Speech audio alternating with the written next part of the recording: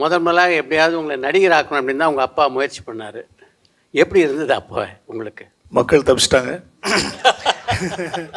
So எங்கள் குடும்பத்துலேருந்து என்னால் முடியலன்னு சொல்லி பிரேம்ஜியை நடிகனாக்கிட்டாங்க. பட் இல்லை, அது அப்பா விருப்பப்பட்டாங்க. ஆக்சுவலி அப்பாவை விட அம்மா தான் விருப்பப்பட்டாங்க. ஸோ அந்த சமயத்தில் வந்து அப்பா வந்து நான் யூகேயில் படிச்சுட்டு இருந்தேன். நான் வந்து படித்தது அக்கௌண்டன்சி.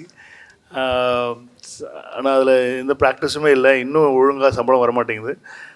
கணக்கு ஒழுங்காக பார்க்க தெரியல.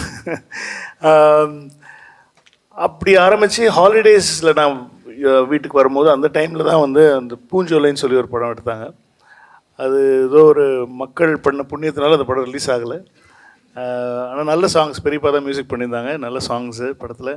ஆனால் அந்த படம் வரல, வரல. ஸோ அதுக்கப்புறமா ரொம்ப லேட்டஸ்ட் ஸ்டேஜஸில் தான் வந்து தென் நானே விருப்பப்பட்டு அதுக்கப்புறமா கேரக்டர் ரோல்ஸ் பண்ணலாம் அப்படின்னு சொல்லி தான்